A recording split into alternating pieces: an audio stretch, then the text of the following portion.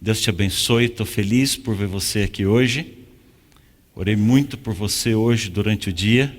Sei que muitos têm orado por mim, vários passam ali na saída, abraça, pastor, estou orando por você. Obrigado pelo carinho de vocês, obrigado pelas suas orações. Obrigado a você aí em casa que nos acompanha pela internet, que gostoso ter você aqui com a gente. Alguns bem longe, outros aqui mesmo de Curitiba, que o Senhor possa te abençoar. Também um abraço especial para minha família, eles têm acompanhado algumas noites. Alguns membros do meu distrito têm ali acompanhado também, o pessoal ali de Hortolândia, do Remanso Campineiro. Muito bom vocês estarem aqui com a gente e que privilégio, que Deus abençoe você aí em casa também, onde você estiver. É uma semana de oração, vocês viram que os envelopinhos estão aqui para os pedidos e você vai colocando, então ficou gostoso isso daqui, é bonito de ver. Por favor, lembre de orar por esses pedidos. Tome tempo à noite antes de deitar, tome tempo de manhã quando você levanta, mas tome algum tempo durante o dia também, faça alguns intervalos. E se você precisa de um lembrete, coloque o celular, não tem nada de errado, a vida é corrida. Às vezes chega no final do dia, você fala assim, puxa vida, eu não tomei nenhum copo d'água hoje. Às vezes no final da tarde você entra no banheiro assim, para fazer um xixi, você fala assim, eu não tinha feito xixi hoje ainda.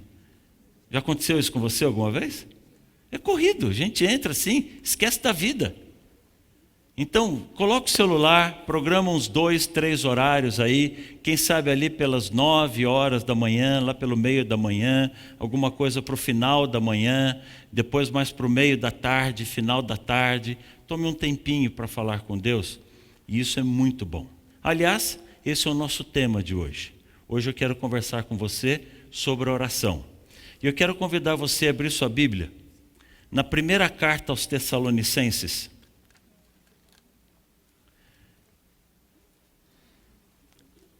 Primeira carta do apóstolo Paulo aos Tessalonicenses, no capítulo 5.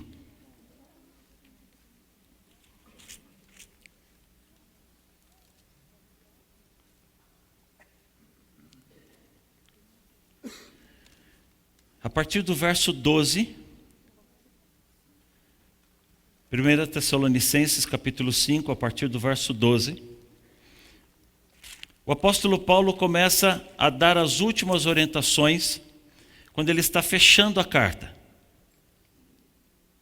E ele começa a dar algumas dicas. Verso 14, confortem os desanimados, auxiliem os fracos, sejam pacientes. Verso 15, tenham cuidado para que ninguém retribua mal com mal. Verso 16, estejam sempre alegres. E no verso 17, ele diz assim, orai? Orai? Eu tenho falado muito sobre isso daqui. Tome muito tempo para oração. Converse com Deus ininterruptamente. A gente tem uma ideia muito simples, muito simplista da vida.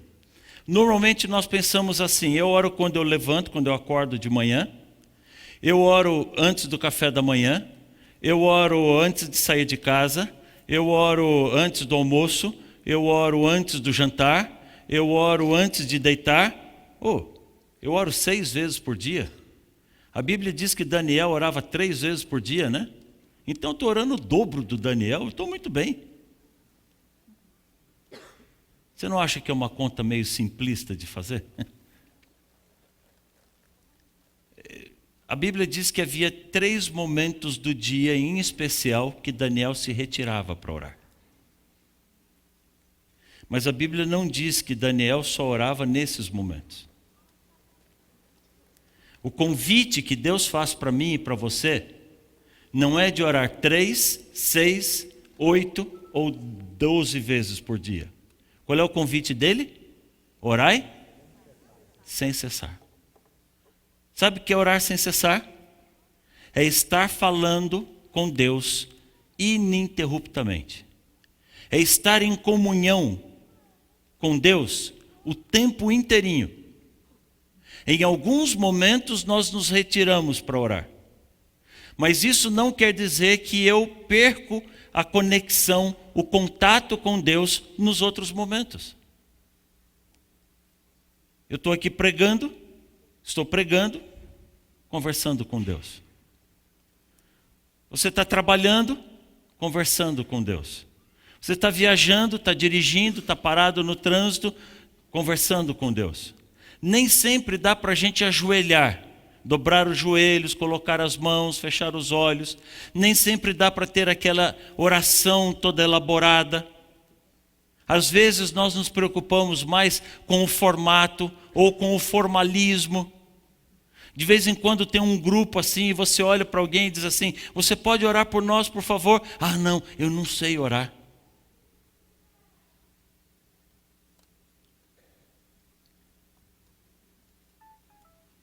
Nós precisamos orar o tempo todo. Mas há um ponto que a minha cabeça sempre questionou muito. Por que eu tenho que orar tanto? Por que eu tenho que pedir tanto?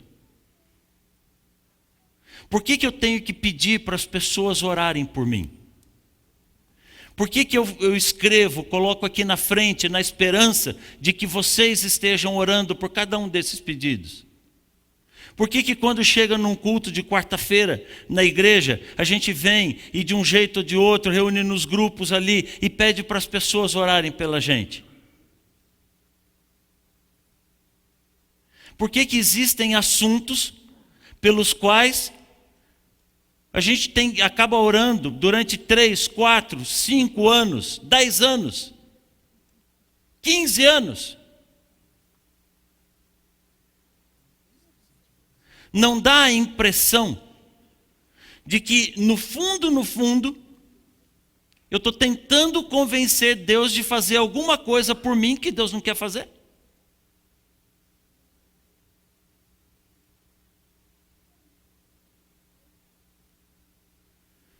Hoje eu gostaria de conversar com você um pouquinho sobre a mecânica da oração. Nós somos uma geração de apertar botõezinhos. A gente aperta botão e não sabe o que acontece por trás do botão.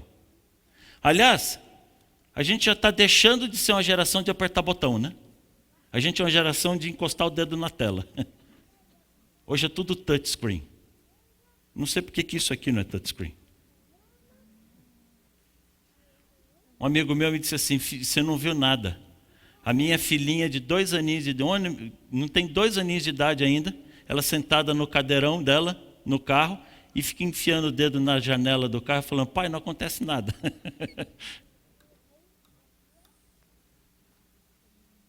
Você coloca uma comida gelada no micro-ondas, aperta um botão, dali a pouco a comida está quentinha.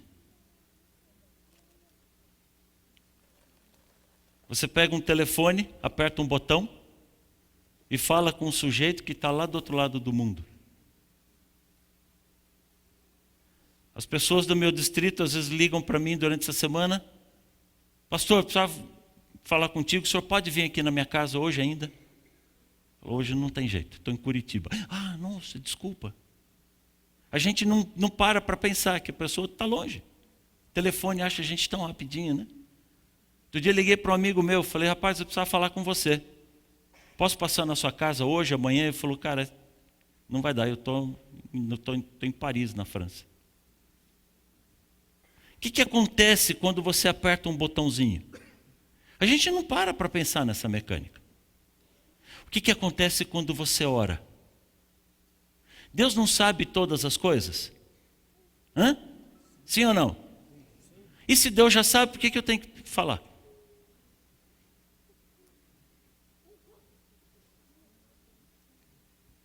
Para você conseguir entender a mecânica da oração, antes eu preciso recapitular com você alguma coisinha. Eu preciso parar e pensar com você sobre a origem do pecado. Eu quero convidar você a abrir sua Bíblia em Apocalipse capítulo 12, por favor.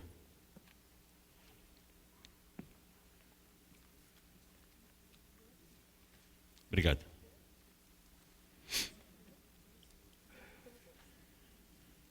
Apocalipse capítulo 12, verso 7. E eu vou pedir para você deixar marcado. A gente vai andar um pouquinho na Bíblia, mas você deixa esse texto marcado, porque nós vamos usar bastante ele a partir de agora. O que é que diz aqui em Apocalipse 12, verso 7? Houve uma? Houve uma guerra. Houve uma batalha. Aonde? No céu. Houve batalha no céu. Quem foi que lutou? Miguel e seus anjos batalharam contra quem? Contra o dragão e seus anjos. Mas não prevaleceram. Quem foi que não prevaleceu? O dragão. O dragão não prevaleceu. Também não mais se achou o seu lugar no céu. E ele foi precipitado. Ele foi lançado. Ele, grande dragão, a antiga serpente chamada Diabo, Satanás, que engana todo mundo. Ele foi precipitado na terra. E os seus anjos foram lançados com ele. Nós temos aqui agora uma cena de batalha. E essa cena de batalha envolve 2 exércitos. Cada exército tem o seu comandante. Um exército é comandado por Miguel. Quem é Miguel?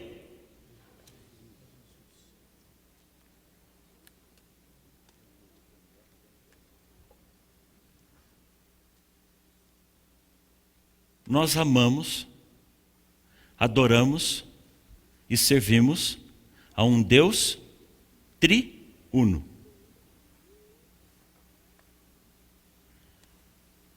É um Deus formado por 3 pessoas. Eu não vou ter tempo de explicar tudo para você. Você já conhece a maior parte das coisas ou tudo que eu estou falando aqui. Eu só preciso dar uma recapitulada para alguns amigos que nos acompanham aqui, ou quem sabe pela internet. Pode ficar alguma dúvida, por favor, pergunte, questione.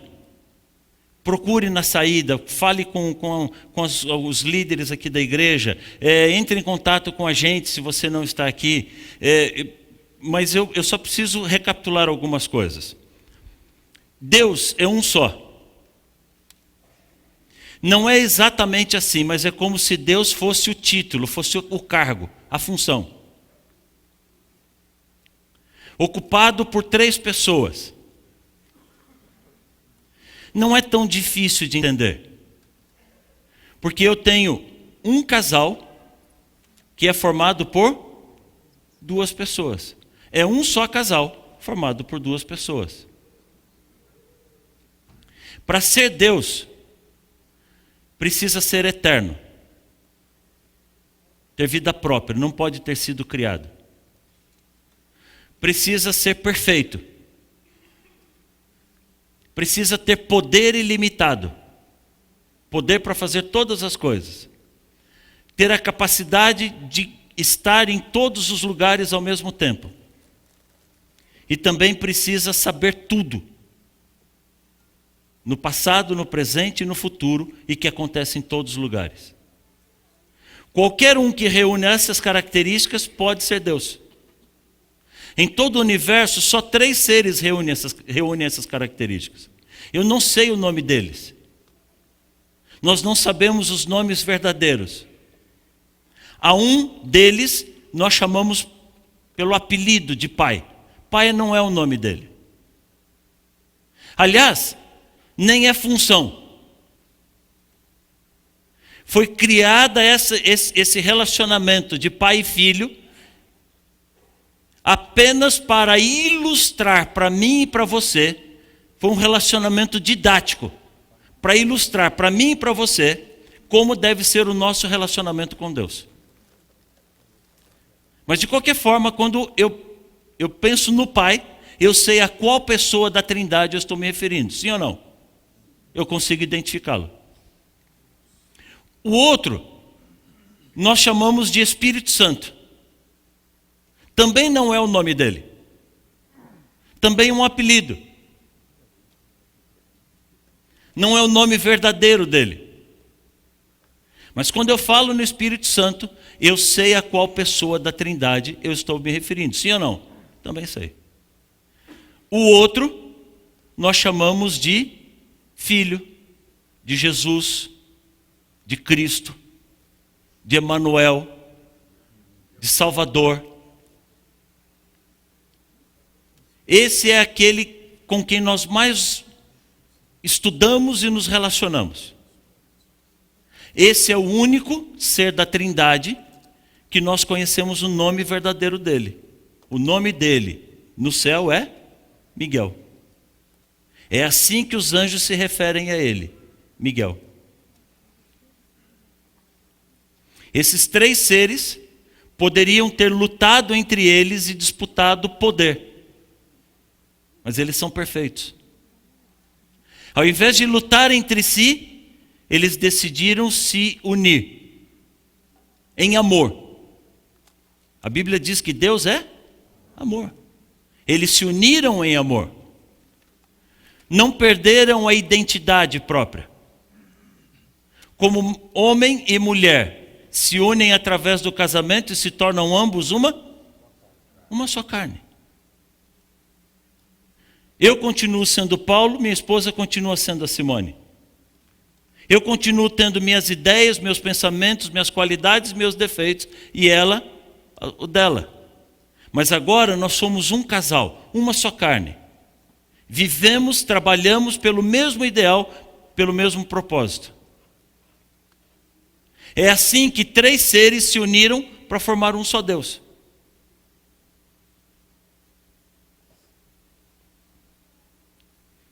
Eles têm funções diferentes. Eles criam. A Bíblia diz que no princípio Deus criou os céus e a terra. A Bíblia dá a entender de que existem outros mundos criados. E no início do livro de Jó,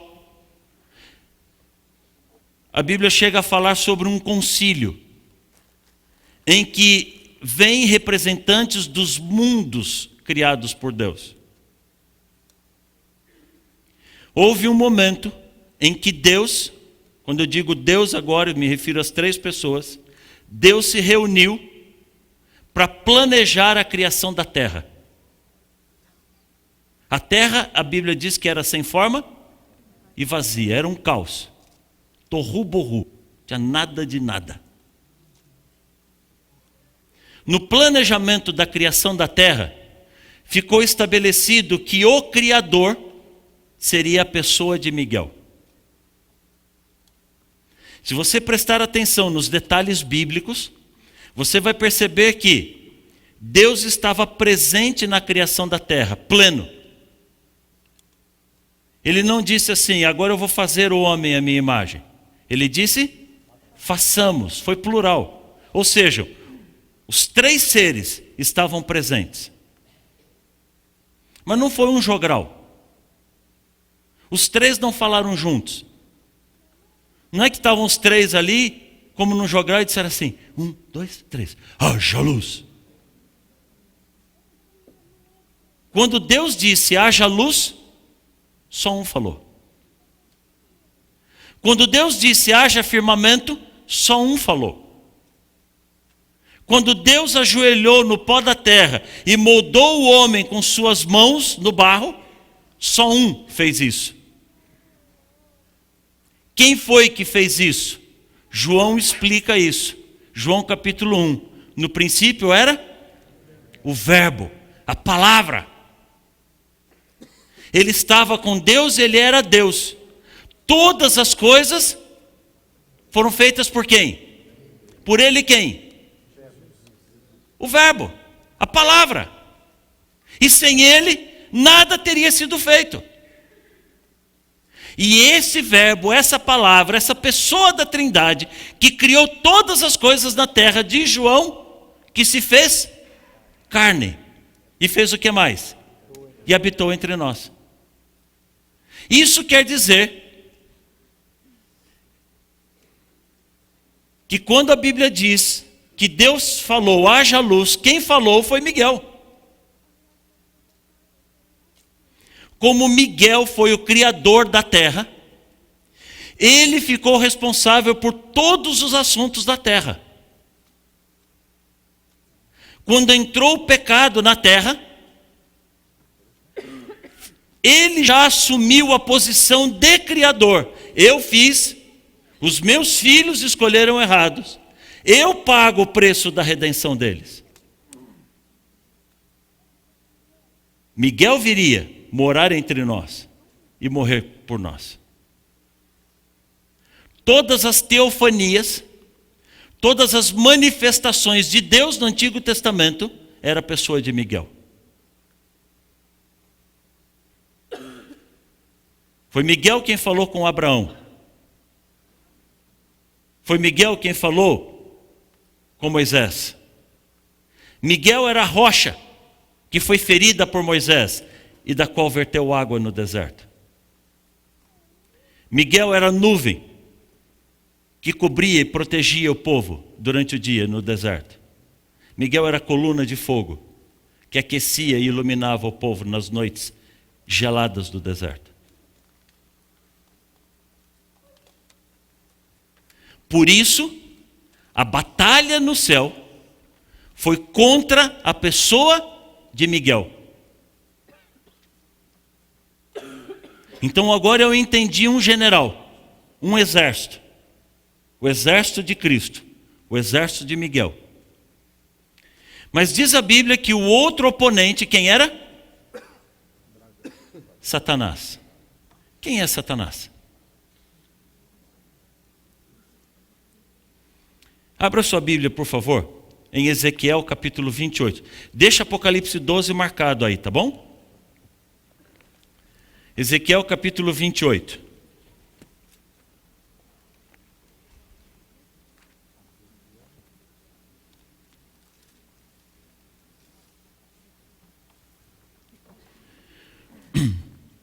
Ezequiel 28, a partir do verso 12. O que é que diz aqui Ezequiel 28, 12? Filho do homem, erga um lamento a respeito do rei de Tiro. Veja, isso aqui é uma profecia de dupla interpretação. Essa mensagem foi enviada para o rei de Tiro, mas ela também tinha uma interpretação a respeito do conhecimento bíblico. Há uma figura de linguagem aqui que explica muito bem para mim e para você quem é Satanás. Filho do homem, erga um lamento a respeito do rei de Tiro e diga-lhe: assim diz o soberano Senhor, você era modelo da perfeição, cheio de sabedoria e de perfeita beleza. Você estava no Éden, no jardim de Deus. Todas as pedras preciosas o enfeitavam. E aqui vem o nome das pedras preciosas. Verso 14. Você foi ungido como querubim guardião, pois para isso eu o designei. Você estava no monte santo de Deus e caminhava entre as pedras fulgurantes. Você era inculpável em seus caminhos, desde o dia em que foi criado, até o dia que se achou maldade em você.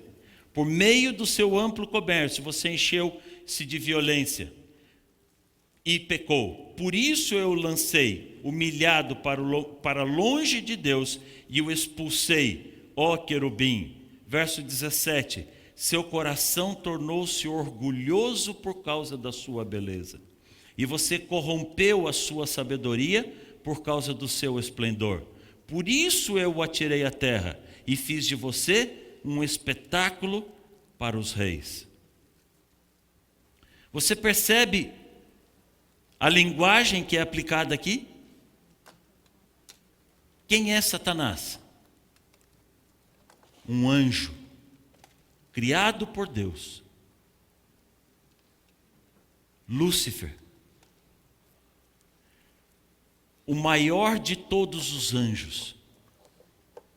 Aqui ele diz que a beleza dele era maior, a sabedoria era maior.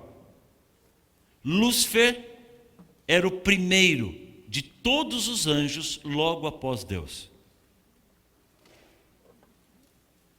Lúcifer coordenava todos os anjos do céu.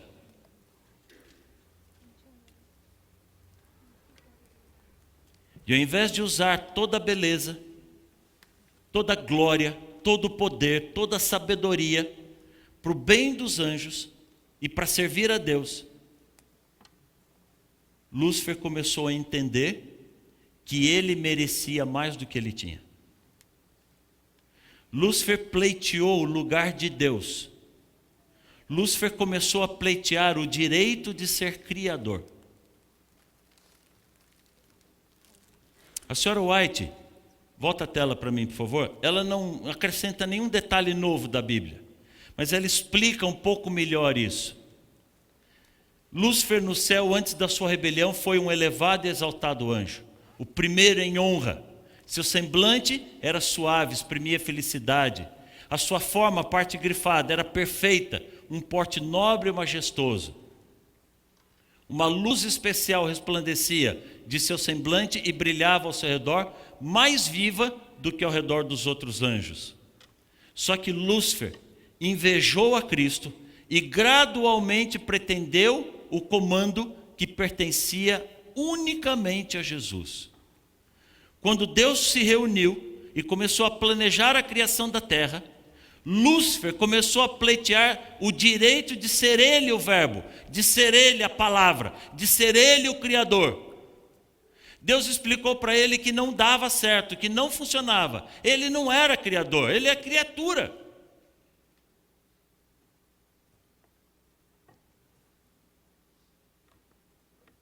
Eu fico pensando, como que um anjo perfeito, vivendo num lugar perfeito, permitiu que a maldade tomasse conta assim do coração dele? Dá para entender isso? Você consegue me explicar? Eu gostaria que alguém me explicasse isso.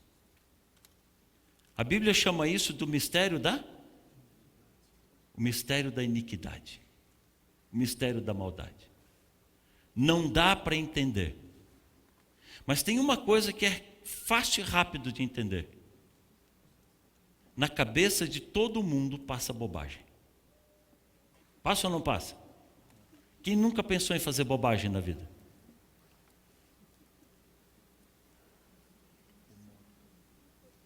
O problema não é passar bobagem pela cabeça da gente. O problema é a gente dar espaço para as bobagens passearem livremente. Martinho Lutero disse assim: eu não posso impedir que um passarinho voe sobre a minha cabeça, mas eu posso impedir que eles façam um ninho. Eu não posso impedir que pensamentos esquisitos passem pela minha cabeça, mas eu posso impedir que eles façam um ninho aqui. Filho, ninguém pode dar asas soltas à imaginação. Começou a passar bobagem na sua cabeça, muda de ideia, sai dali, põe outra coisa na cabeça, desconecta disso daqui, vai encher com outra coisa. Não dê espaço. Porque toda vez que você começa a alimentar, e alimentar, e alimentar, filho, você perde o controle. E foi exatamente isso que aconteceu com Lúcifer no céu. Ele perdeu o controle. Foi avisado por Deus, foi orientado por Deus, e por todo o trabalho feito por Deus, ele negou todas as oportunidades. E quando ele viu que o plano dele não dava certo, que Deus não deixava ele ser tudo que ele queria ser, ele começou a organizar um exército para lutar contra Deus. Mas como ele ia convencer os anjos de lutar contra Deus? Então ele inventou uma mentira. A Bíblia diz que o diabo é o pai. E sabe o que ele falou? Coloca lá na tela para mim, por favor. Lúcifer prometia aos anjos um governo novo e melhor. Ele começou a dizer para os anjos que ele governava melhor do que Deus.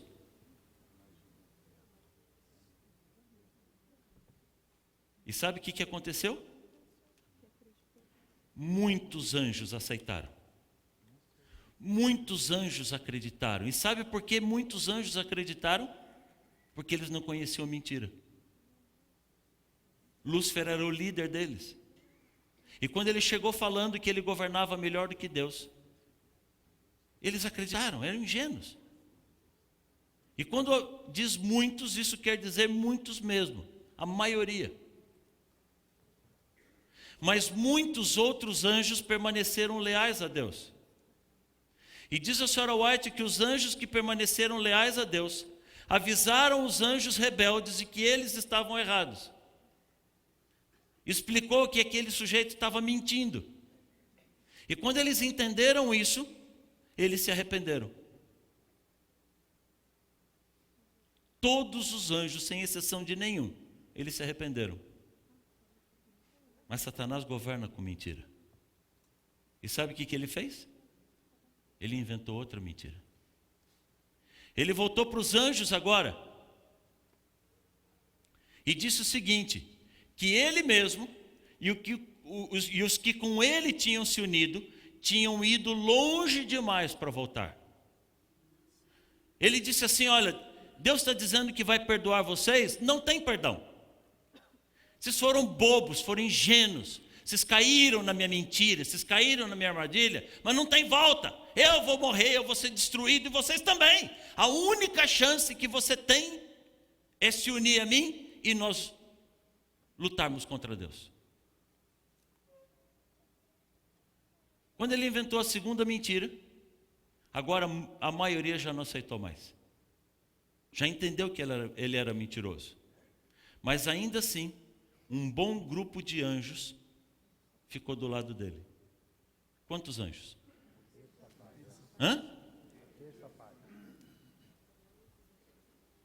Apocalipse capítulo 12. Falei para você deixar marcado, né?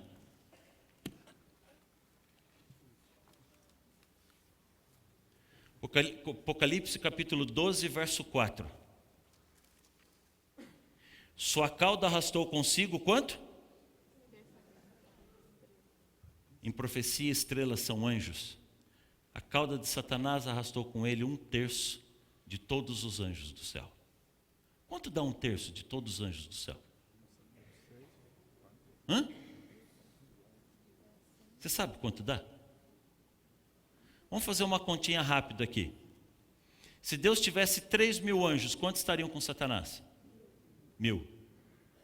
Você consegue imaginar o que são 1.000 demônios trabalhando?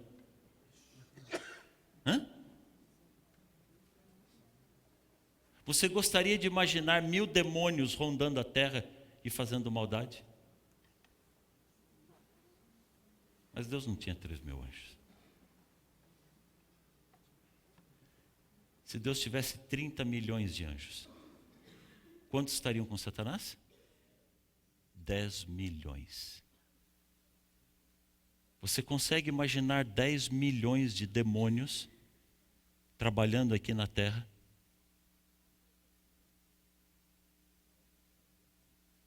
Você acha que Deus tinha 30 milhões de anjos? Quantos anjos diz a Bíblia? A Bíblia fala de milhões de milhões, milhares de milhares e milhões de milhões, miríades de miríades. Deus tinha quinquilhões, setilhões. Deus tinha uma multidão enorme de anjos. Sabe o que isso quer dizer? Existe uma multidão de demônios vivendo aqui na terra, como você não consegue imaginar.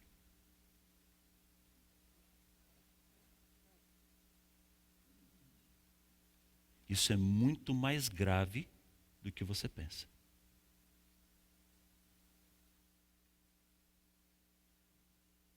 Mas eu tenho uma boa notícia para você.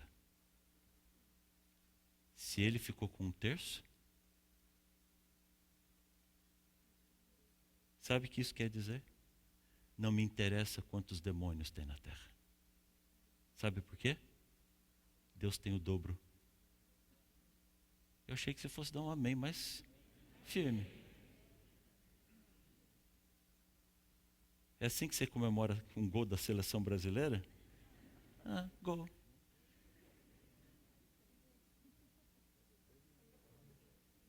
Filho, não interessa quantos demônios Satanás jogue sobre você. Deus manda o dobro. Salmo 91 diz que Deus manda os anjos dele para cuidar de você, na sua direção. E filho, quando os anjos de Deus vêm cuidar de você, os anjos de Satanás saem imediatamente, porque eles sabem que a batalha está perdida, está derrotado.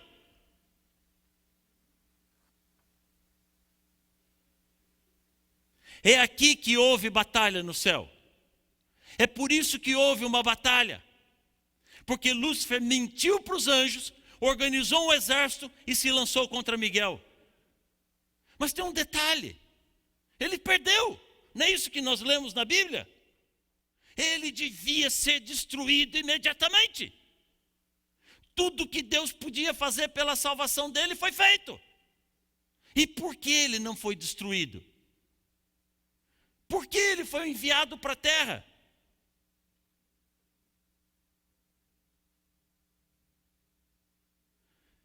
Algumas coisas a considerar. Volta a tela ali para mim, por favor.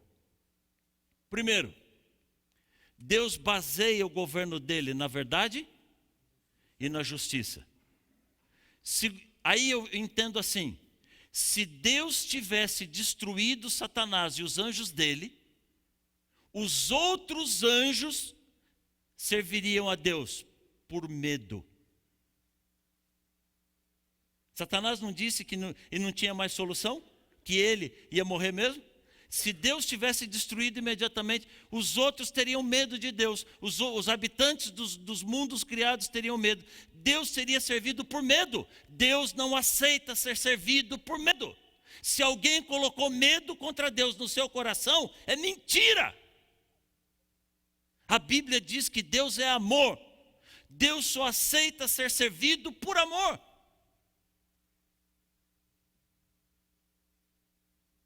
E por amor aos anjos, leais ao Senhor. Por amor aos outros mundos criados por Deus, as criaturas do universo, Deus não podia destruir Satanás imediatamente. Tem mais um detalhe. Satanás disse que governava melhor do que Deus. Se Deus tivesse destruído Satanás imediatamente, eternamente permaneceria a dúvida. Se o governo dele era tão ruim, por que Deus não deu uma chance para ele? Por que Deus já destruiu logo? Deus precisava provar o caráter dele, o caráter de Deus e o caráter de Satanás. E o único jeito de fazer isso era permitir que Satanás governasse por um tempo. Deus sabia as consequências do governo de Satanás, mas o universo não sabia. E por amor a mim, a você, a cada uma das criaturas dele, Deus tinha que dar essa chance para ele governar. Governar aonde? Aonde ele fosse recebido. Não foi Deus que escolheu o destino.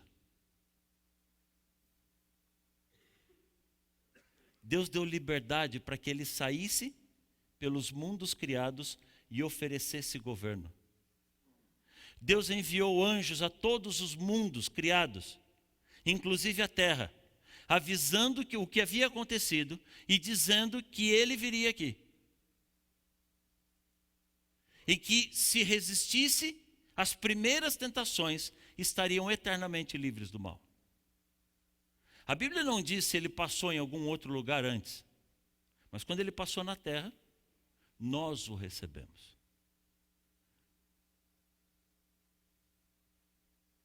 Nós colocamos um tapete vermelho. Aí você diz assim, pastor, eu não tenho nada a ver com isso, eu não estava lá. Foi a tarde da Eva. Agora deixa eu perguntar uma coisa para você. Já teve alguma vez na sua vida que você pensou, que você sabia que uma coisa estava errada e mesmo assim você foi em frente e fez? Sabe o que você disse naquela hora? Eva, demorou muito. Eu teria comido o fruto bem mais rápido que você. Todos pecamos. Você entendeu isso daqui? Quando nós pecamos, nós aceitamos Satanás como nosso governador. Quando Deus criou esse mundo, Satanás entregou o cargo de governador do mundo a Adão.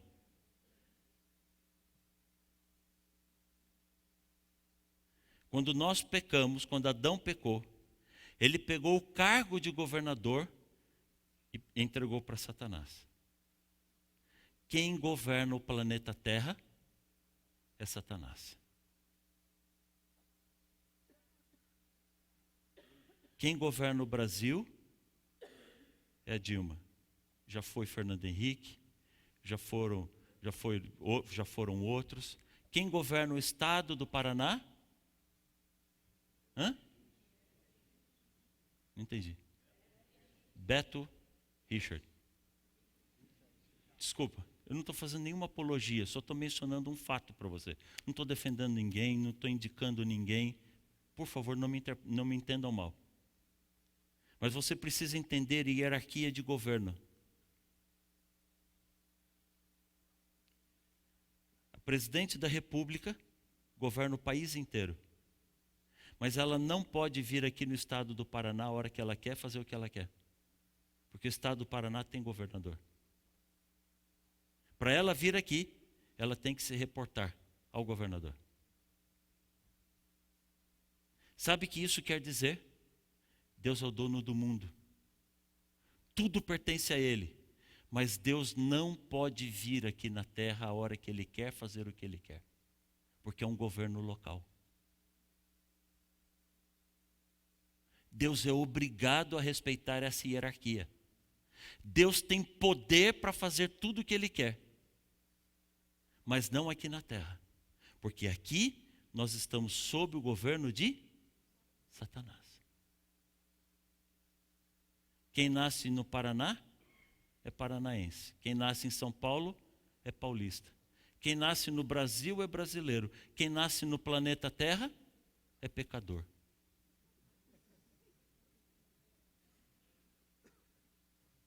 A Bíblia diz que nós nascemos em pecado. Como que um bebezinho nasce em pecado? Nós nascemos sob o governo do pecado. Você entendeu isso aqui agora? Se Deus vier aqui, Satanás entra na frente. Oh! Aqui não. Esse governo é meu. Se Deus quer fazer alguma coisa, não pode. Você consegue entender isso aqui que eu estou falando? Não é que Deus não tem poder. É lógico que Deus tem poder. Mas Ele tem que respeitar. Porque se Deus não respeitar esse limite, o universo não vai conhecer o que é o governo de Satanás.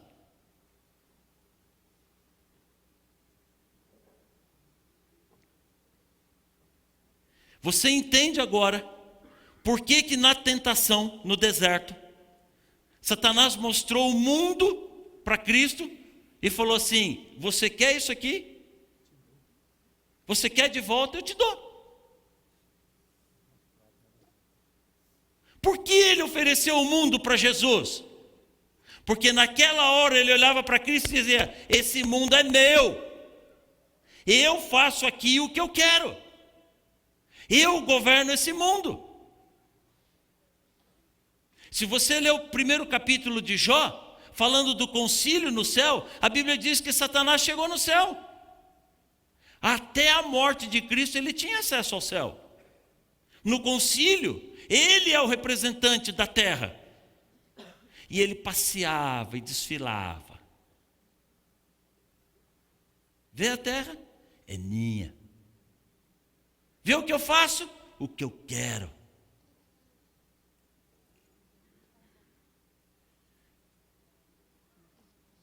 Filho, você precisa entender isso aqui definitivamente.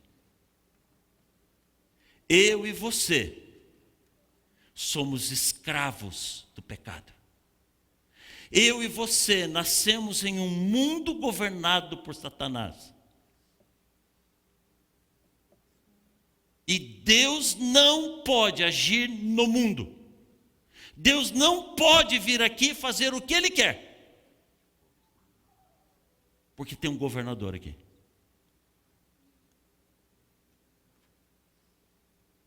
Mas tem uma exceção. Aonde é que Deus pode agir? Hã?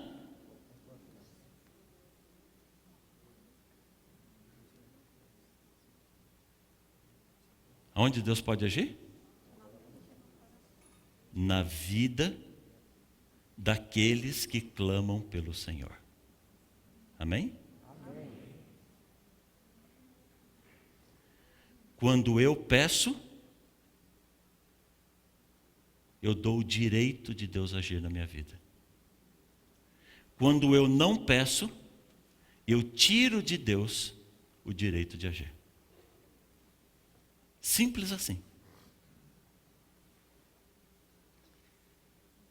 Quando eu chamo por Ele, eu dou o direito dele de dar um chega para lá no diabo e falar assim: sai daqui, o meu filho me chamou, eu estou aqui para atender o meu filho.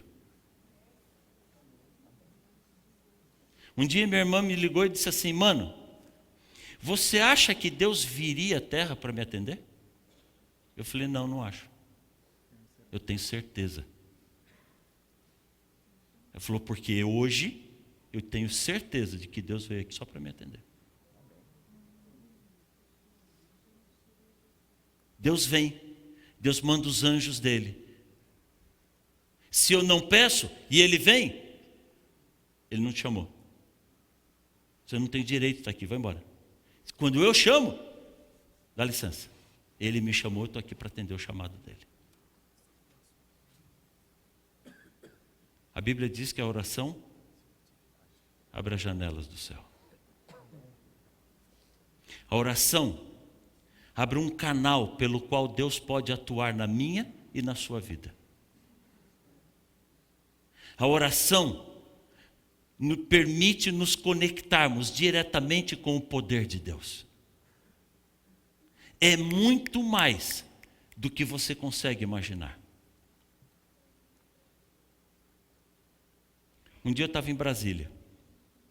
Minha filha era menor. Ela olhou assim, viu a bandeira da China e falou assim: pai, aquela bandeira está errada. Eu falei: por quê, filha? Porque eu aprendi nos desbravadores que não pode hastear a bandeira de outro país se não colocar a bandeira do Brasil junto. E ali está só da China. Eu falei: filha, mas ali pode. Não pode, pai. Eu falei: pode. Espera um pouquinho, papai vai mostrar para você. Desviei o carro, entrei no setor das embaixadas em Brasília. Ele está vendo ali, ó, só a bandeira da Itália, ali só a bandeira do Japão, aqui só a bandeira do Canadá. Pai, mas por que isso? Eu falei: filha, aqui são embaixadas. Sabe o que é uma embaixada? É território de um país dentro do outro país. Dentro dos muros da embaixada da Itália é território italiano. É Brasil por todo lado, mas ali dentro é território italiano. A polícia brasileira não pode entrar ali. Lembra daquele sujeito de Honduras lá? Se escondeu dentro de um madeiro, se escondeu dentro de uma embaixada brasileira? O povo desesperado, ele sendo acusado de corrupção, ele ficou meses dentro da embaixada brasileira, ninguém podia fazer nada por ele, porque ele estava dentro do Brasil. Então não é que é exatamente assim. Mas uma maneira fácil de entender, como a título de ilustração, quando eu oro, quando eu coloco minha vida nas mãos de Deus, quando eu clamo pelo Senhor, é como se eu entrasse na embaixada do céu, na embaixada de Deus. Eu continuo na terra, no mundo, cercado por tentações, problemas e pecados por todo lado. Mas eu estou dentro da embaixada. Aqui dentro, o diabo não tem acesso. A senhora White diz que uma alma rendida ao poder de Deus torna-se inviolável, inexpugnável contra os assaltos de Satanás. Amém. Salmo 91 diz que debaixo das suas asas nós estamos seguros. Amém? Amém? Filho, o diabo continua do lado de fora, bramando e rugindo como um leão, desesperado para estraçalhar você. Mas não pode. Sabe por que ele não pode? Porque Deus está ao meu redor. Deus está cuidando de mim. Deus está me protegendo. Nas suas mãos nós estamos seguros.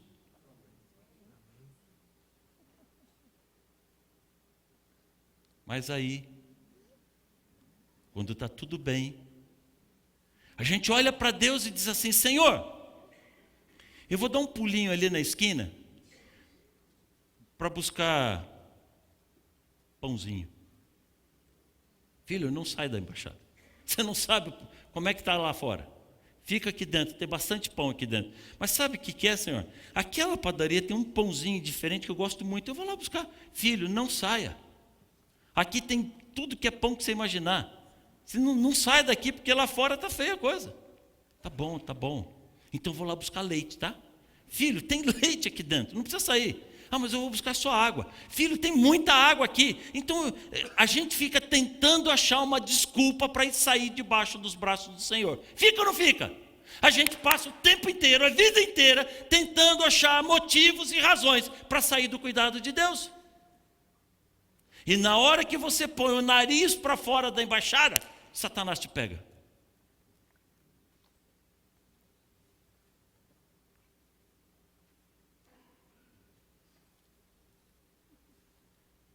Vou dar um exemplo para você. Lembra dos discípulos no barco, atravessando o mar da Galileia? De madrugada Jesus foi falar com eles, fazendo o quê? Andando sobre a água. Você tentou andar em cima da água? Alguém já tentou aqui andar em cima da água? Você já? Eu também. Conseguiu? Nem eu. É difícil. Eu ficava olhando desenho animado, ele passa rapidinho, eu falei, é uma questão de velocidade. Eu tomei muito impulso, assim, muito embalo, peguei muita distância, corri. A hora que botei o primeiro pé dentro d'água, afundei.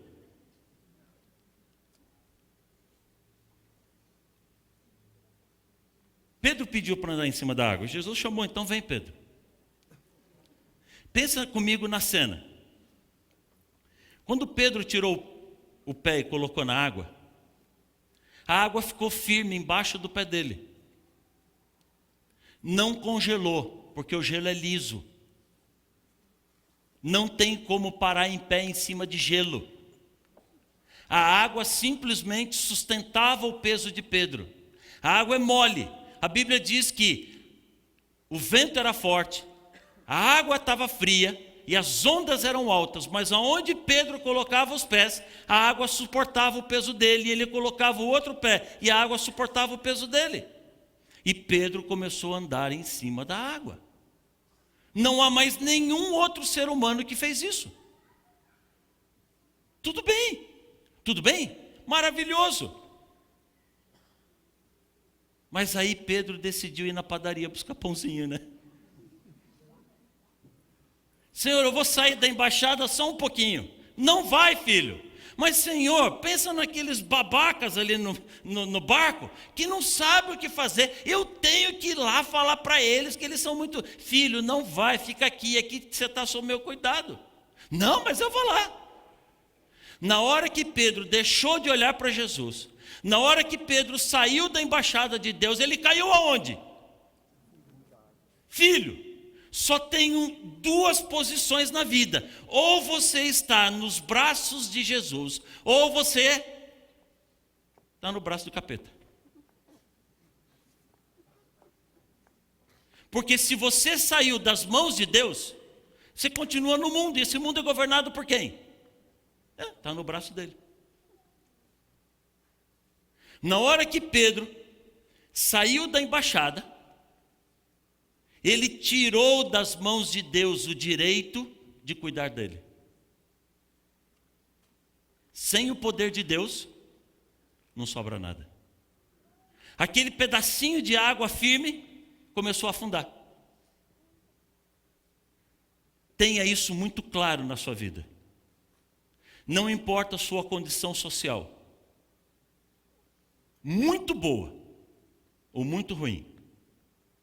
Não importa a sua formação acadêmica. Não importa o seu background cultural. Filho, toda vez que eu saio das mãos de Deus, eu começo a afundar.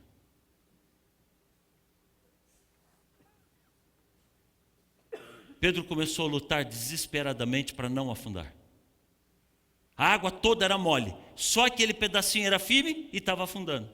E sabe o que é pior? Quanto mais ele lutava, mais rápido afundava.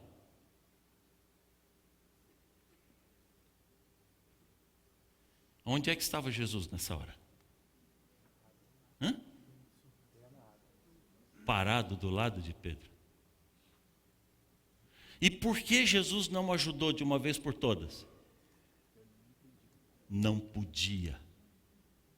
Sabe por que Jesus não podia ajudar? Porque Pedro tirou das mãos de Cristo o direito de atuar na vida dele.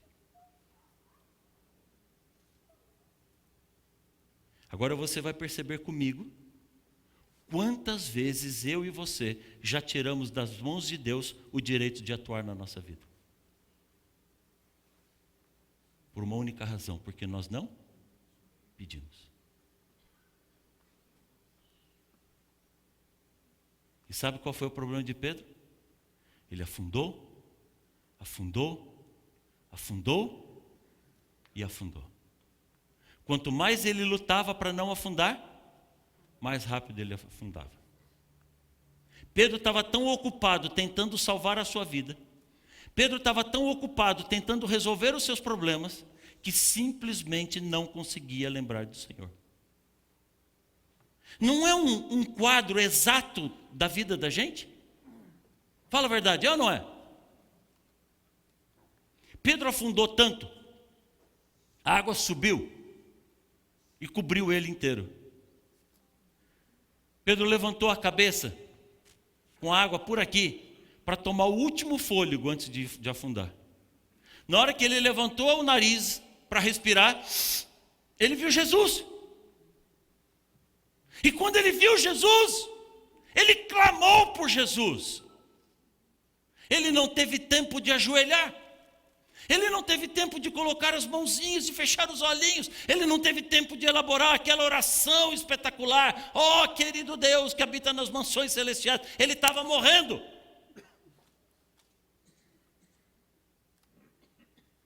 Só deu tempo de falar duas palavras: Senhor, salva.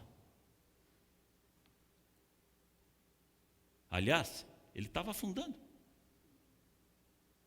Eu acho que ele falou mais ou menos assim: Senhor, salva.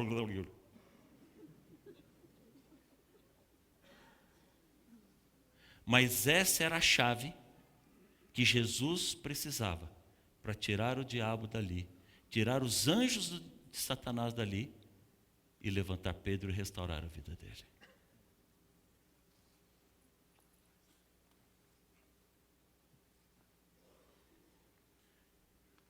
Será que você consegue se enxergar agora lutando sozinho?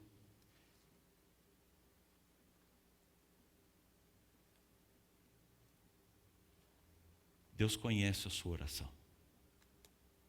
Deus conhece os seus pensamentos. Mas se você não abrir o seu coração para o Senhor, se você não clamar por Ele, se você não permitir que Ele venha atuar na sua vida, Ele não pode vir. Por isso a Bíblia diz para mim e para você: orai.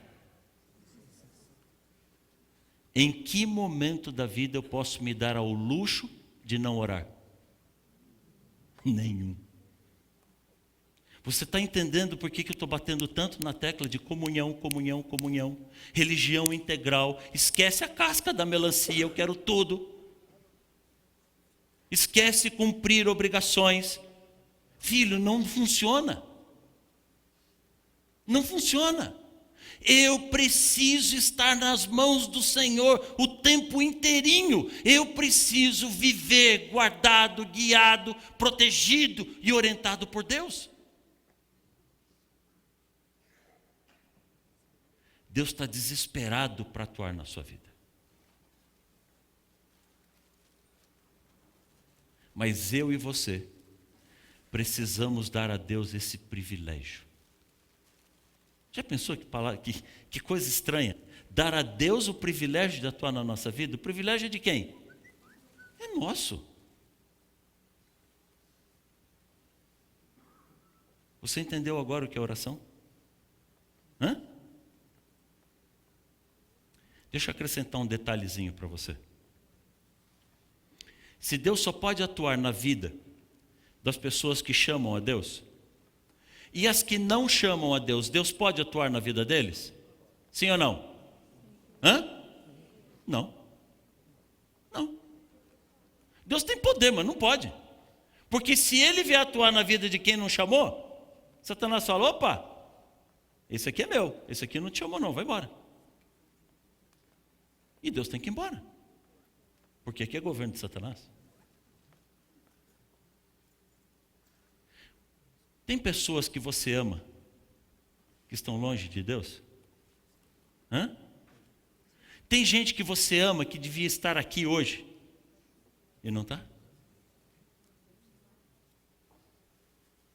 Se eles não clamam a Deus, Deus pode atuar na vida deles? Não. É escolha deles. Eles se colocaram nas mãos de Satanás. Não há nada que Deus possa fazer por ele. A não ser que eu peça. Aleluia, meu irmão. Você entendeu o poder da oração intercessória? Quando eu oro por alguém que está longe do Senhor, eu dou o direito de Deus atuar na vida dele. Amém? Amém. Isso é fantástico, isso é espetacular. Por favor, filho, vamos colocar os pingos nos is. Deus não pode ir lá fazer lavagem cerebral nele, pode? Deus não pode ir lá e obrigá-lo a tomar alguma atitude, pode? Não. Ele tem liberdade de escolha. Mas cada vez que eu oro, eu permito que Deus vá lá e dá um beijo na face dele. Que Deus vai lá e abraça ele. Eu permito que Deus fale no ouvido dele, filho, o que você está fazendo aqui nessa boca de fogo? O que você está fazendo aqui nessa boate? Aqui não é teu lugar, filho. Eu estou do teu lado, eu amo você. As pessoas que te amam estão te chamando, eu estou te chamando. Pode acontecer de você orar por alguém a vida inteirinha e ele nunca aceitar Jesus? Pode ou não pode? Pode. Sabe por que pode? Porque ele tem liberdade de escolha. Então não cobre resultados de Deus. Cobre ação, atuação. E Deus atua. Por isso você diz assim, pastor, eu estou orando há 15 anos pelo meu marido. Eu estou orando há 20 anos pelo meu filho. Filho, sabe o que eu posso dizer para você? Continue orando. E pode ser que você ore a sua vida inteirinha e não aconteça nada. Porque ele endureceu o coração, ou ela. Mas sabe o que a experiência tem me mostrado? Que se você permanecer em oração, se você perseverar em oração, Deus vai continuar trabalhando. E Deus derrama tanto amor na vida dessa pessoa, que não há muralha que não caia. Não há barreira que não derreta. Eu orei durante 35 anos pela minha irmã. A minha irmã tinha ódio da religião. Ela dizia que amava a Deus, mas tinha ódio da organização. Não queria isso daqui. Mas não tem como amar a Deus desse jeito. Vivia longe de Deus, abandonando a Deus, uma busca que não acabava nunca. E eu orava por ela, e orava por ela. Eu não via uma brecha naquela muralha de concreto. Intransponível. Mas alguns anos atrás a igreja lançou esse programa de oração intercessória. E escolher nomes e orar por eles.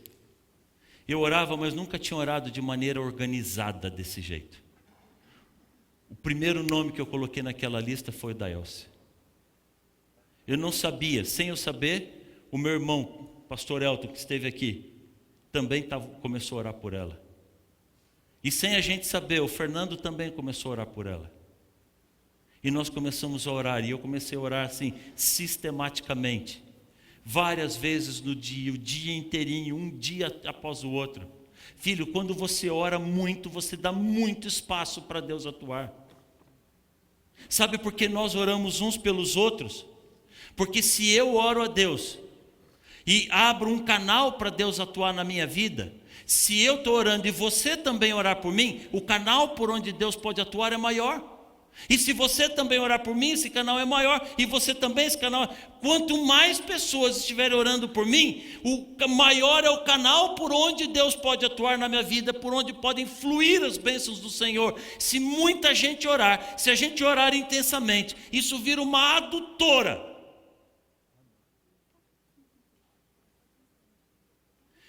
E eu comecei a orar, e a orar. Um dia minha irmã ligou para mim e disse assim: mano, o que você está fazendo comigo? Nada. Como assim? Não, você está fazendo alguma coisa. Nada. A única coisa que eu estou fazendo é orar. Então é isso, para. Falei, como assim? Você acha que eu vou parar de orar por você? Você tem que parar. Deus está fazendo umas coisas na minha vida que eu não estou gostando. Para de orar. Falei, agora que eu vou parar de orar. Sabe quando? Nunca. Aí que eu dobrei ainda.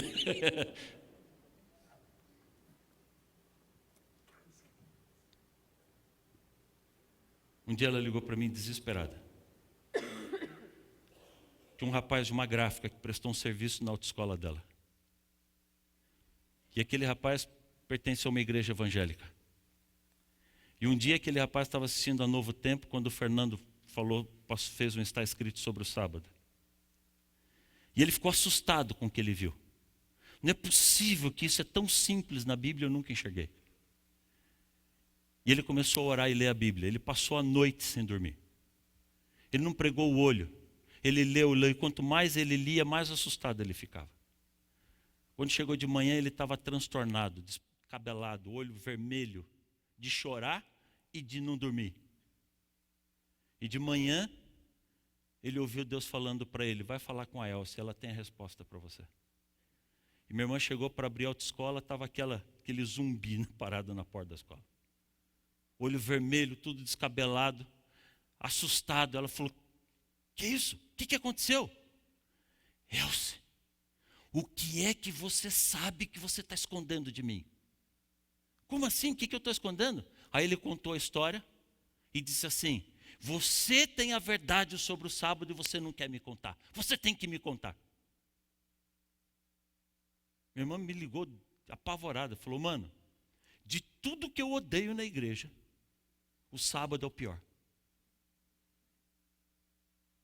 E agora Deus manda esse sujeito vir falar comigo justamente sobre o sábado. Eu mandei você parar de orar, você não parou, né? Eu falei: não, e quanto mais você falar para não orar, mais eu vou orar. E agora, o que eu faço? Eu falei: sim, você já entendeu que Deus está falando com ele e com você. Mas eu nem sei o que falar para ele. Eu falei: isso eu te ajudo, espera lá. Liguei para o Fernando, ele gravou a série inteira sobre o sábado, gravou os DVDs, mandou para ela. Peguei 2 grandes conflitos, botei no correio, mandei para ela. Falei: tudo que você precisa está aí dentro.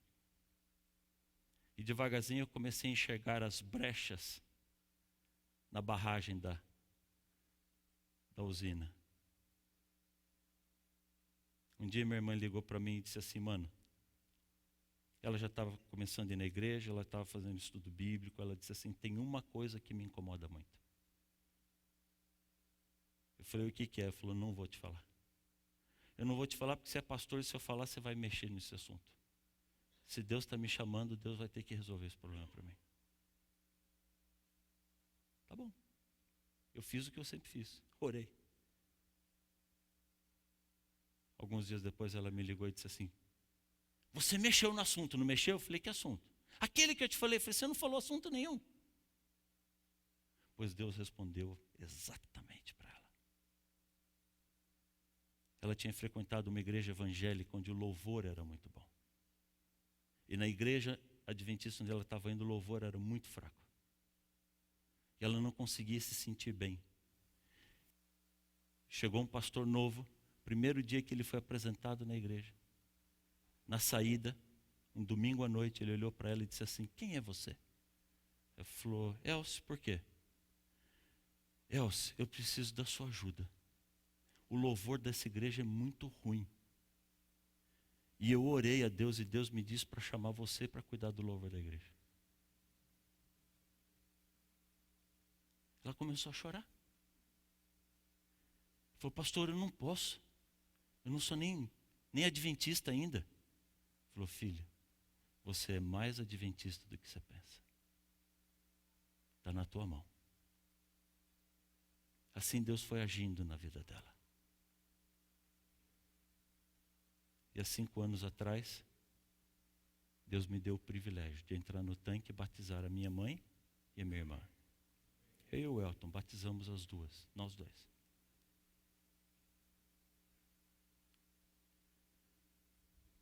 Nunca desista de orar pelas pessoas que você ama. Nunca. Quanto mais dura for a batalha, mais você precisa de oração. Mais você precisa da atuação de Deus na vida dela.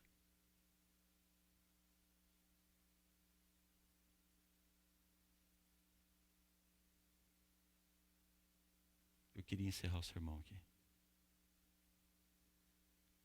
Mas tem uma pergunta que você não me fez ainda, mas vai fazer. Pastor, eu oro, eu tenho fé, mas não acontece nada. Tudo que você pede para Deus, Deus faz? Hã? Sim ou não? Tudo que você pede para Deus, Deus te dá? Um dia um senhor chegou para mim e disse assim, pastor, eu ouço o senhor falando do cuidado de Deus assim, é tão legal, é tão bonito, parece até que é verdade, né? Eu falei, como parece que é verdade? É verdade. Ele falou, não, pastor, o senhor não entendeu. Faz 12 anos que eu perdi o emprego por causa do sábado.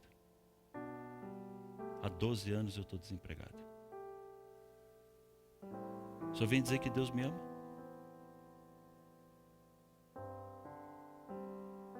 Deixa eu dizer uma coisa para você. Você consegue agradecer a Deus porque perdeu o emprego? Você consegue agradecer a Deus porque sua empresa faliu? Você consegue agradecer a Deus porque as coisas, o negócio com a casa não deu certo? Devia. A Bíblia diz assim, em tudo. Deus não está brincando quando fala essas coisas para a gente.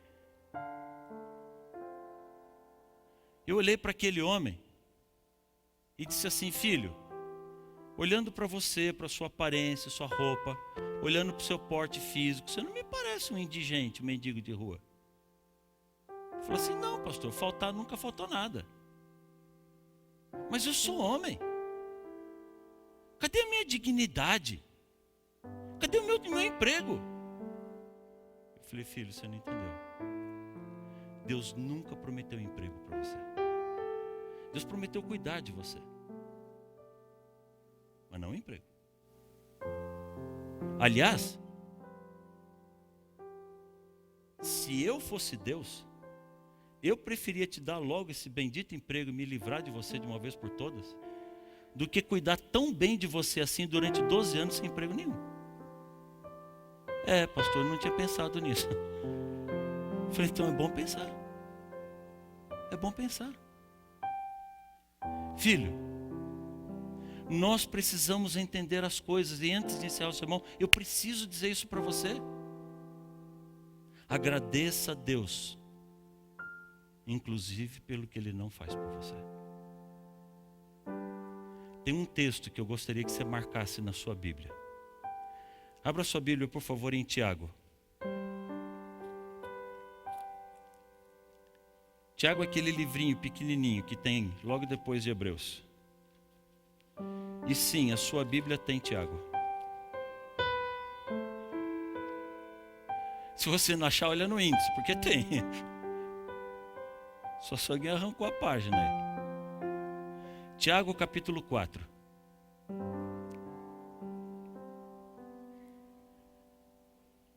Tiago capítulo 4, verso 3. Se você tiver caneta, marca ele agora. Se não tiver, marca em casa.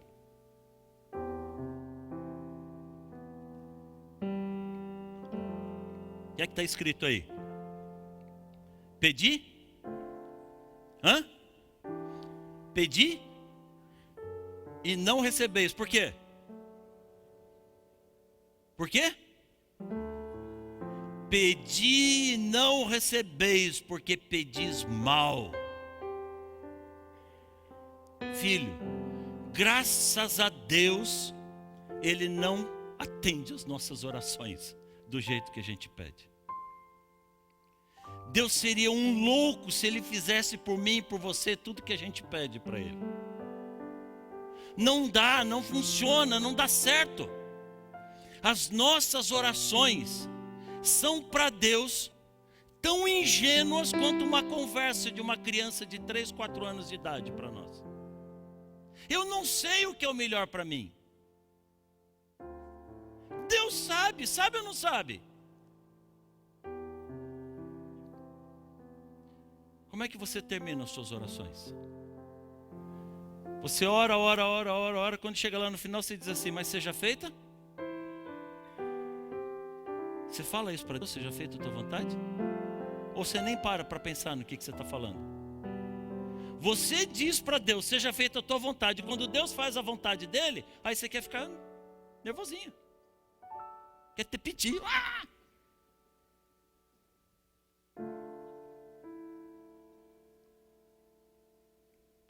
A minha filha tem 19 anos de idade. Ela faz faculdade de psicologia. Lá no IAN, na Bahia. Vai fazer 20 agora, mês que vem. Mas quando a minha filha tinha 4 anos, o Tiaguinho não havia nascido ainda. Nós morávamos em Arthur Nogueira. Eu estava lá com ela. E a minha esposa ligou em casa e disse assim, bem, está muito corrido aqui na escola, eu não vou poder ir para casa. Você se ajeita aí com a Stephanie? Eu falei, pode deixar que eu me ajeito com ela. Chamei a Stephanie e falei, filha, hoje o papai vai fazer almoço para você. Que legal, pai! Eu falei, filho, o pai quer fazer uma coisa bem legal, bem gostosa. Fala para o papai, o que você quer comer no almoço hoje? Ela começou a pensar assim, eu falei, filha, pensa numa coisa muito gostosa, que o papai quer fazer uma coisa bem gostosa para você. Ah, pai, então eu já sei. Eu quero bala. Você quer o quê? Bala. Você falou para pensar numa coisa bem gostosa, eu quero bala. E filha, bala não serve para nada, é um tablete de açúcar que tudo que vai fazer dá lucro para o dentista, né? Papai não está falando disso aqui, papai está falando de comida. Comida a gente mastiga, você sabe disso, filha. Não é bala que você chupa. Ah, bom, pai, agora eu entendi. Então tá bom, o que você quer? Eu quero chicletes. Falei, ficou pior. Ué, você falou que comida é coisa que a gente mastiga. Eu falei, não, filha. Você come, mastiga, engole, come, mastiga, engole, come tudo até encher a barriga. Ah, pai, agora eu entendi. Então eu quero chocolate. Eu falei, filha, esse teu cardápio não vai dar certo não. Faz o seguinte, vai brincar que o papai vai fazer o almoço para você. Abri o armário, fiquei olhando. Achei um pacote de massa italiana, grano duro. Cozinhei aquela massa al dente para ela, reguei com azeite extra virgem. Fiz um molho branco com cogumelos, um grelhadinho, uns legumes bem coloridinhos assim, montei aquele prato. Você quer parar de babar no prato da minha filha? É dela, dá licença. Montei aquele prato bem bonito, bem legal assim, e chamei: filha, o almoço está pronto. Ela veio, quando ela olhou aqui, ela falou assim: pai, que coisa legal. Eu falei: opa, pera lá, vamos fazer oração. Tá bom. Eu fiz a oração mais rápida da minha vida. E o amém dela já foi de boca cheia. Pai, isso está muito legal. Pai, que delícia. Eu não comia. De ver a satisfação dela e o prazer dela de estar comendo aquela comida. Eu mal tinha começado a comer, ela já tinha limpado o prato dela, olhou para mim e falou: pai, está muito bom, tem mais? Eu falei: tem. Peguei todo o restinho que estava na panela, coloquei no prato dela. Antes de eu chegar na metade do meu, ela já tinha acabado o outro. Ela falou: pai, é a melhor comida da minha vida, tem mais? Eu olhei para o meu prato e falei: tem. Pois ela comeu o meu. Acabou de comer, limpou a boca, me deu um beijo e falou: pai, muito obrigado, que delícia. E foi embora brincar. E eu fiquei com fome, com a louça para lavar. Eu comecei a lavar a louça de muito tempo para pensar naquilo ali. Eu dei o que ela pediu. Você daria chicletes de almoço para o seu filho? Fala para mim, qual é o pai, a mãe, que daria chicletes de almoço para o filho? Jamais faria isso. Mas eu sou pai. Eu amo a minha filha. Quando minha filha disse assim: pai, eu quero bala, eu quero chicletes, eu quero chocolate. Sabe o que é que eu ouvi minha filha dizendo? Pai, faz para mim uma coisa que seja tão gostosa quanto chicletes ou chocolate, mas que faça bem para mim. E foi isso que eu fiz para ela. Quando eu oro a Deus dizendo: Senhor, seja feita a tua vontade, eu digo assim: Senhor, essas são minhas ideias, esses são meus pensamentos, esses são meus desejos, as minhas vontades, os meus planos, mas eu não sei o que é melhor para mim. O Senhor conhece todas as coisas. O Senhor me conhece melhor do que eu mesmo. Faça a tua vontade. E dá espaço, filho, para Deus fazer. E se Deus não fizer, diga: muito obrigado, Senhor. E se Deus fizer, diga: muito obrigado, Senhor. A nossa visão é muito pequenininha. Eu não conheço nada da vida. Você não conhece nada da vida. Você sabe o que é um iceberg? Hã? Você já viu um iceberg? Já viu? Viu ou não viu? Está vendo? O que é um iceberg? Hã? Uma montanha de gelo. Tem iceberg de todo tamanho, pequenininho, médio, P, PP, MG, GG, XGG, XXXXGG. Eu queria que tivesse um navio aqui para você comparar, mas eu tenho um outro aqui. E aqui você vê os pinguins embaixo ali. Um iceberg é capaz de derrubar um navio. Mas você sabe, você já ouviu falar que o iceberg não é uma montanha de gelo. O iceberg é um bloco de gelo flutuando no oceano.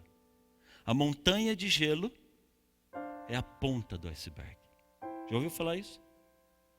Mas quando eu olho para a montanha, você enxerga o bloco? Você enxerga o iceberg? Hã? Deixa eu mostrar para você o que é um iceberg. Isso é um iceberg. A montanha é só aquilo ali. Sabe o que isso quer dizer? O que eu conheço da vida é aquela pontinha. E o que Deus conhece da vida? Tudo. Quando eu olho para mim, o que eu enxergo da minha vida? Um pedacinho. Quando Deus olha para mim, o que Deus enxerga de mim? Tudo. Quando eu olho para minha família, o que eu conheço da minha família, uma pontinha. Quando Deus olha para minha família, Deus enxerga tudo.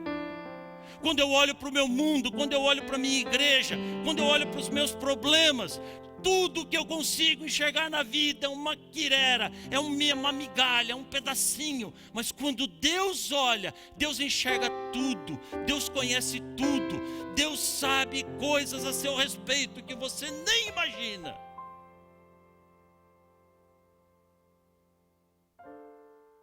E Deus está desesperado para atuar na sua vida.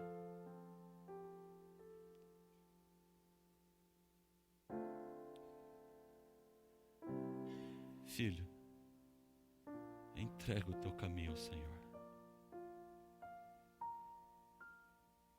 Confia nele. Sabe por quê? Porque todas as outras coisas Ele fará por você.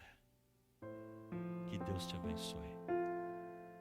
Que Deus te segure nas mãos dele. Que hoje você sinta um Deus pessoal, lutando por você dia e noite, trabalhando na sua vida. Que Deus te abençoe. Feche seus olhos, por favor. Querido Deus, muito obrigado, Senhor, pela certeza de que o Senhor nos ouve. Muito obrigado, Senhor, pela certeza, porque todas as vezes que nós falamos com o Senhor, não tem linha ocupada. Não tem fora de área. O Senhor está sempre pronto a nos ouvir. O Senhor conhece a nossa vida. O Senhor conhece as nossas preocupações, as nossas alegrias e os nossos desesperos. Por favor, Senhor, toma a nossa vida nas tuas mãos. Olha para cada um dos teus filhos que estão aqui essa noite. Eu não sei o nome deles, mas o Senhor conhece a cada um deles individualmente. Meu Deus, por favor, pega cada um desses teus filhos e segura nos teus braços de amor. Olha para o clamor que vai no nosso coração. Olha para os nossos sonhos. Olha para os nossos projetos, para os nossos ideais. Olha para a nossa família, Senhor. Mas por favor, sobre todas estas coisas, que não seja feita a nossa vontade, mas que a tua vontade prevaleça em cada um de nós, Senhor. Meu Deus, há pessoas que nós amamos, que deveriam estar aqui. Há pessoas que nós amamos, que nós já choramos hoje pela ausência deles. O Senhor sabe onde está cada um deles. Nós temos nomes em nossa mente. Nós temos nomes em nosso coração.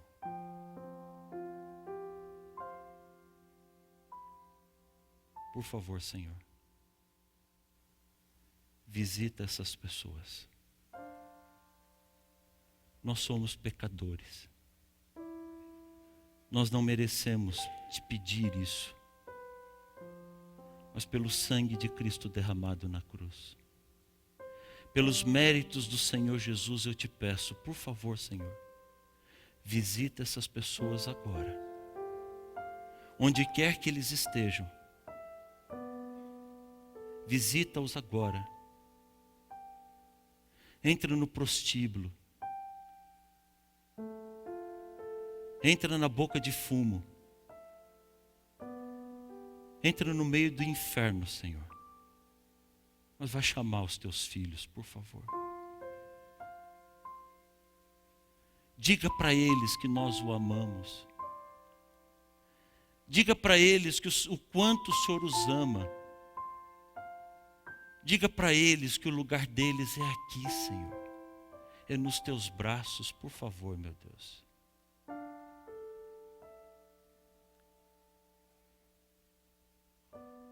Obrigado pela certeza de que o Senhor nos ouve. Obrigado pela certeza da tua presença nesta igreja e na vida de cada um de nós, Senhor. E agora que saímos, por favor, não fique aqui na igreja vazia. Saia conosco e proteja cada um de nós, meu Deus. Eu estendo as minhas mãos como símbolo das tuas mãos, Senhor. Impõe as tuas mãos sobre cada um de nós e derrame a tua bênção. Eu te peço em nome de Jesus. Amém, Senhor. Amém.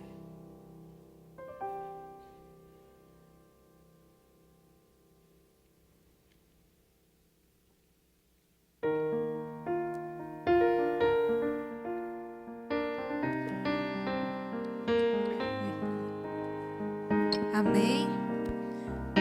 Nós possamos sair e que o Senhor permaneça conosco. Nós queremos agradecer a todos que vieram e que ficaram e que amanhã vocês possam vir de novo. Estaremos aqui no mesmo horário.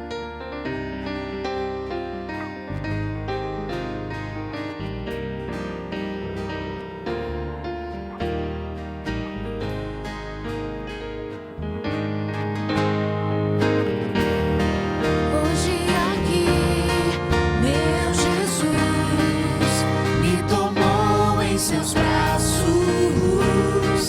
e senti seu calor.